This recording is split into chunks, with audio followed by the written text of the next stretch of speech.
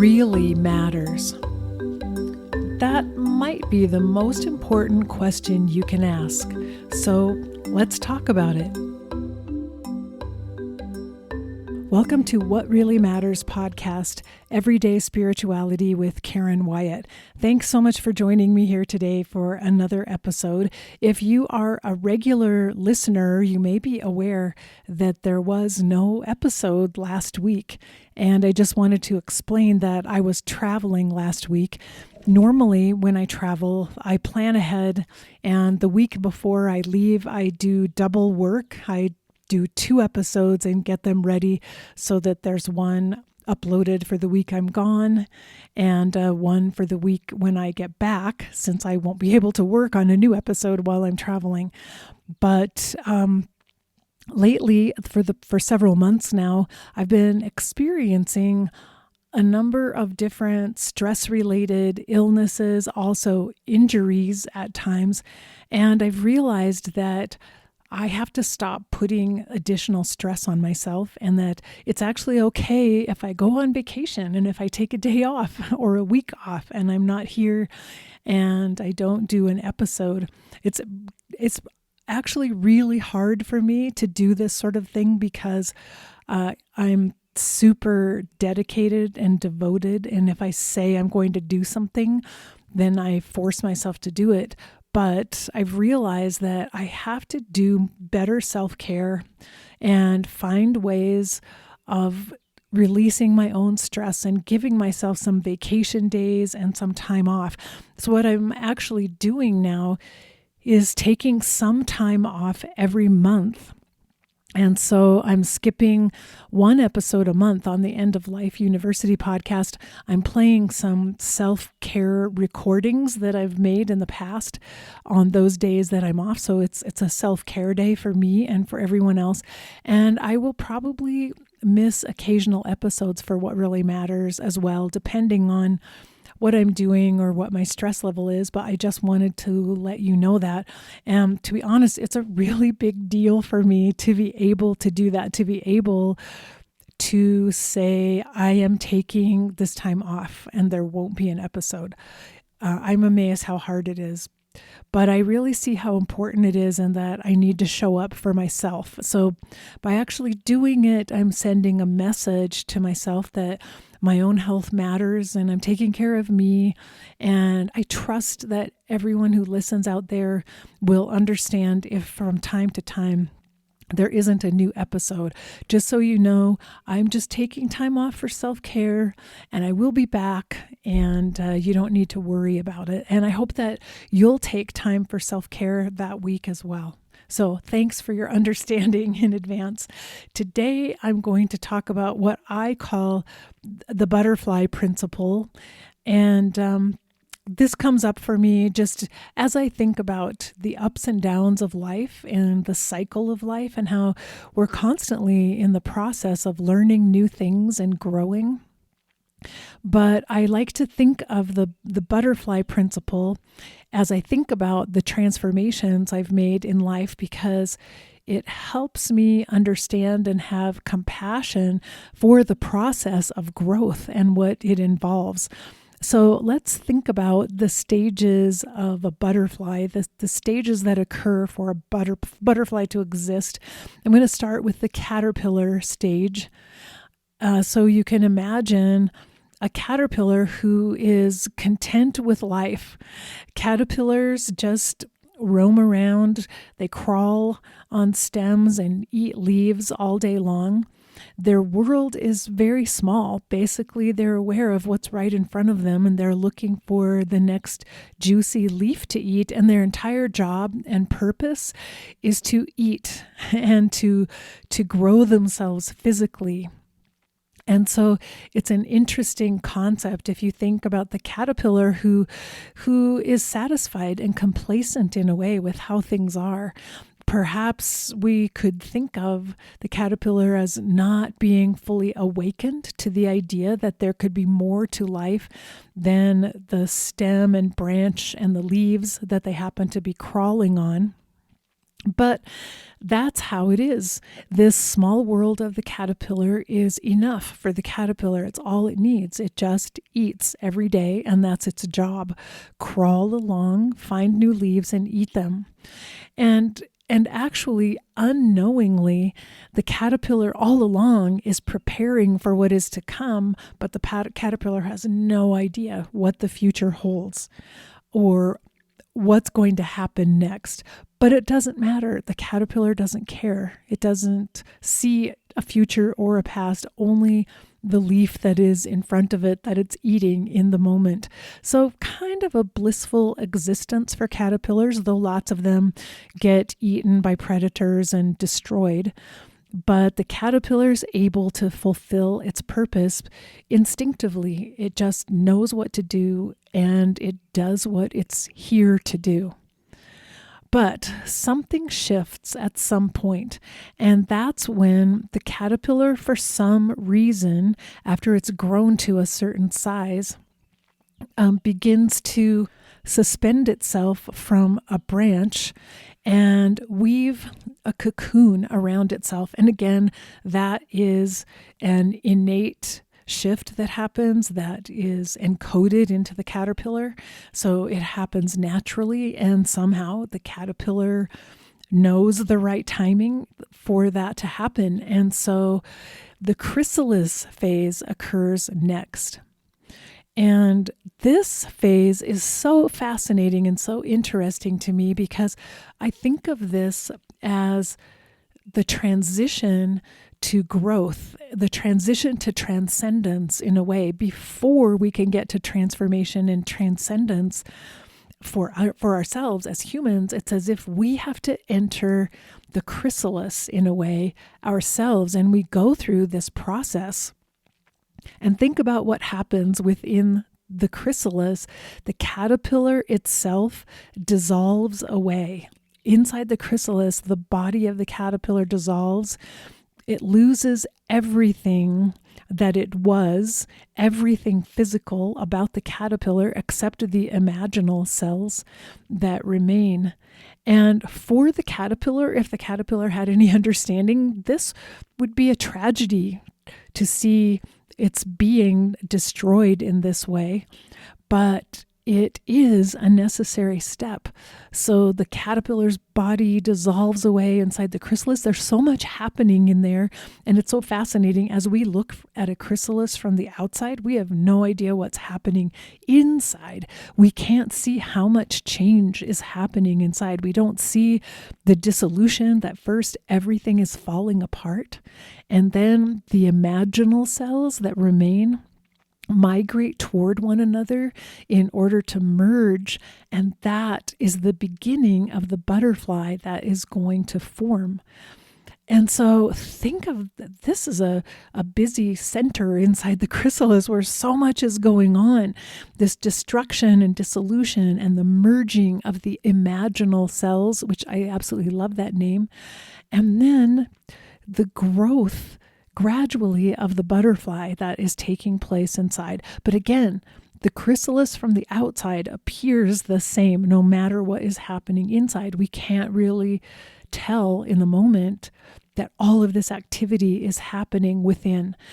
And so I think of that often when I'm going through a tumultuous time in my life, which actually I've been going through over the last several months. As I mentioned, I've been ill several times. I had an accident and got injured, and I've been through a lot physically. And so it suddenly occurred to me, I've been going through a chrysalis phase where I needed to sort of detach from my physical body as I was used to it being and as I was complacent with before. I need to detach a little bit and to recognize, like, hey, my body's changing. My body might be different now, but some sort of transformation is trying to take place within me. And I have to let go of all my attachments and my expectations to how things have been and allow it all to dissolve, allow it all to disappear and fade away if it needs to, so that the imaginal cells can be released and this transformation within me can happen. So in a way, part of taking a day off last week was this allowing space and time to be in the chrysalis, allowing the imaginal cells to migrate, allowing something new to be born within. And so it has been a really rich time, even though it's a little bit scary. And if you think about everything that's happening inside the chrysalis, it's an uncertain time. Like, will the imaginal cells be able to merge to form the butterfly? Will the butterfly actually form? Will it survive inside the chrysalis? Will it be able to emerge from the chrysalis? Because that's another challenge. The butterfly has to be released from the chrysalis at the right time. And first, the butterfly has to sit and rest on the chrysalis as it's emerging so that its wings can dry. And if the butterfly attempts to fly too quickly, or if something shakes the butterfly away from the chrysalis where it's resting, it may die because it can't actually fly with wet wings. So this period of allowing the wings to dry is essential, even though here it is, the beautiful butterfly has formed and it's emerged from the chrysalis. And yet, even so, there's uncertainty about the survival of the butterfly. Now, this analogy only goes so far because there's only one life cycle, of course, for caterpillars and the chrysalis and the butterfly stage. But we tend to go through a process like this numerous times through our lives. At least that's how I've begun to think about it within myself. And partly because I'm a person who welcomes change. I like the idea of growing and changing, but I haven't always been happy about the fact that sometimes growth requires a chrysalis phase where everything else has to dissolve and fall apart before you're ready to emerge as the new butterfly. And sometimes I've been disappointed about that fact. I haven't really wanted that to happen. And yet, as I've spent a little extra time journaling and contemplating things like this over the last week or two, it has become clear to me that the physical illness I've had and the injuries have been telling me it's time to let go. It's time to let go of what was. Something new needs to emerge. And I have to be able to go through the chrysalis and to allow the dissolution, to be in a place of uncertainty, to not know what is going to happen next and what is there for me, but to simply be there and trust it. So the one thing that I understand about this butterfly process is that each of these phases, the caterpillar phase, the chrysalis, and the butterfly, is necessary for emergence to occur. We have to have all of the stages and we have to complete them. We have to be able to get through them. The butterfly cannot emerge without all the caterpillar's preparations, all the time the caterpillar spent consuming and growing and being content in its own way. And the falling apart that happens inside the chrysalis is also necessary. There would be no merging of the imaginal cells and no butterfly were it not for the chrysalis. So I believe I've been through my own sort of chrysalis stage over the past few months, and I don't think I've emerged from it fully. I'm still working through that. So I put together some thoughts and some tips on maybe how we stay in balance when we're going through a chrysalis phase, preparing to grow, preparing for emergence, preparing for the butterfly. And sometimes I think I might have a vision of what the butterfly is, but I'm not sure. It's not clear for me at this phase yet. So what I know is I have to take time. I have to allow the process to unfold and be patient, whatever that requires, however long it takes. I can't rush things. I can't skip any part of the process, and I can't rush through it. And I think another important message that I've been working on learning is to rest when needed, because we learned that's essential for it. The butterfly has to rest and has to allow its wings to dry before it can fly after it emerges from the chrysalis, because it's a lot of work for the butterfly to get out of the chrysalis. And so even after we feel like we're emerging, still there's a need for rest, a need for quiet and stillness. So that's something I've been working on. I'm not a restful person. It doesn't come naturally to me to rest or take naps or sit still, but I've been working hard on that, on building more rest into my days. And so here's something that I've been doing for the last 2 weeks. I've been going out to sit on our front porch every morning.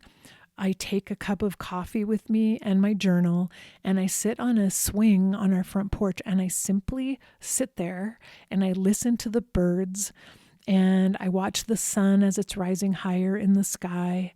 I watch the butterflies and the bugs that are flying around, watch the birds. I write some notes in my journal. I notice how the flowers in the garden are slowly growing, and I simply take it all in. And that lasts maybe just 15 minutes or so in the morning, but it's an incredible, restful, quiet place that honors my own emergence and the process I'm going through, and allows for this slow growth and transformation that's trying to happen. So resting has been essential. What I also think is helpful is just thinking about the whole physical body as being under a certain amount of stress while you're in a chrysalis phase, whatever that might be.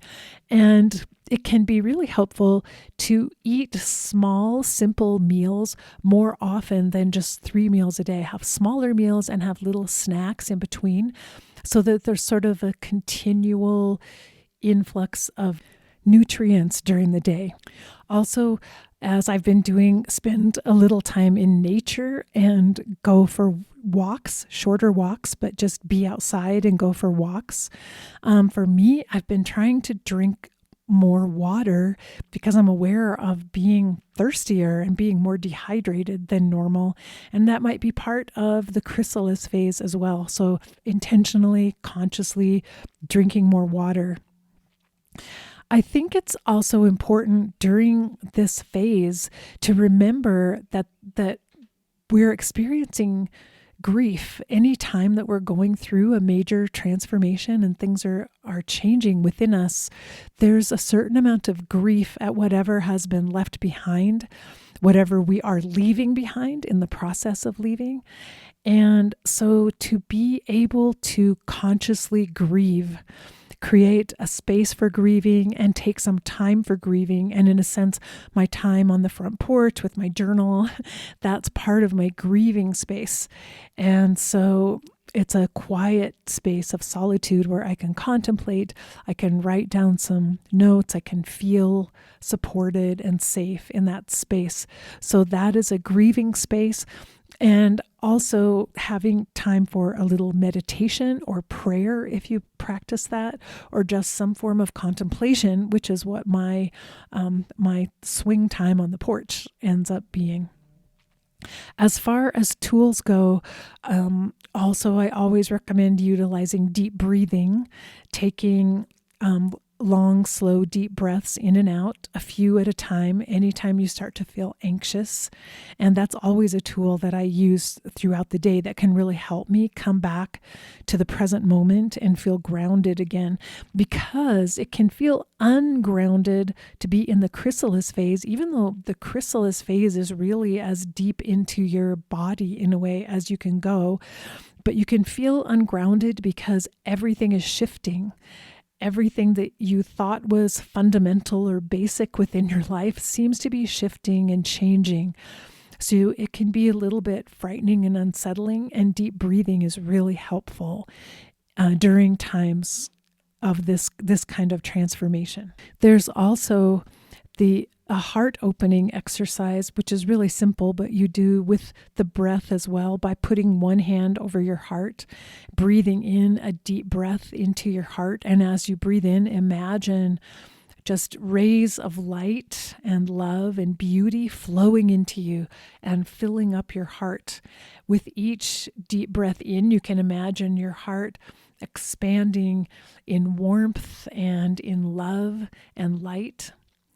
And when you reach a point where it feels like your heart is just as full as it can be, it's beginning to overflow with light and love, then with each out breath, you can imagine that you're sending those rays of love and light out to the world. First, you can imagine the people in your circle of love, the people you care about the most. You can envision each one of them and imagine that you're sending them these rays or ripples of love and light.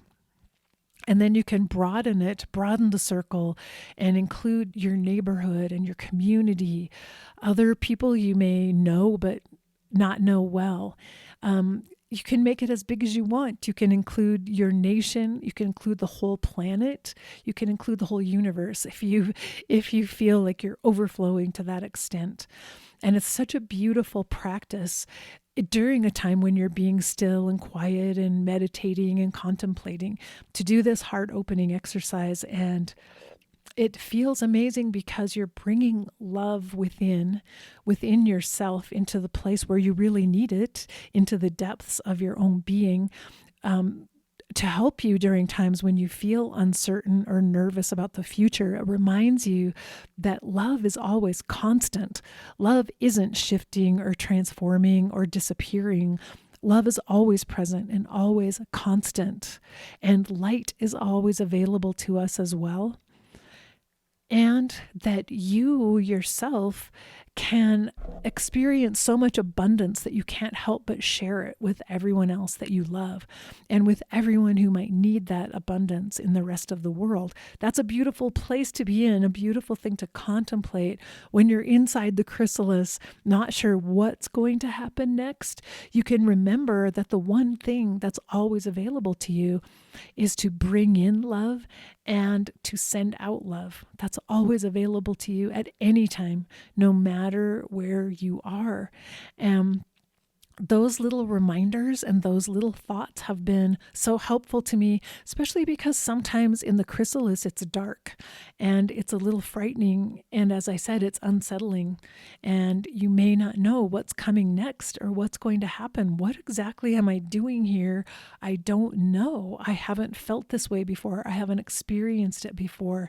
But when you can bring love into that situation, it reminds you, oh yes, I'm still safe. I can trust what I'm going through. Something else will be there. There will be some emergence. And if I'm patient, if I can just wait, and if I can just hang here on my little branch, something will happen. Something will emerge at some point. I don't know how long it will take. I can't say, but I can be in a state of trust and patience and presence, and then be open to whatever it is that is trying to change within me.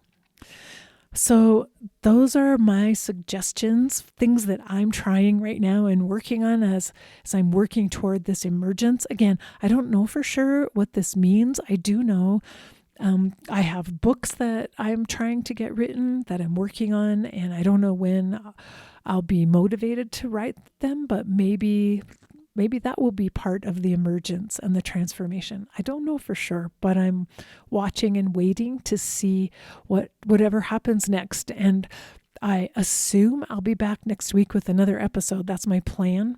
So tune in, bear with me, and please be patient and tolerant if I miss some of these episodes. Just know I'm sending out love and light to everyone in my circle, and that includes everyone out there who's joining in and listening to these podcasts. So thank you for your support in advance.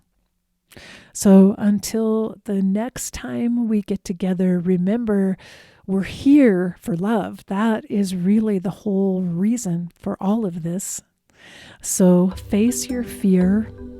Be ready for whatever happens next inside the chrysalis, and love each and every moment of your very precious existence.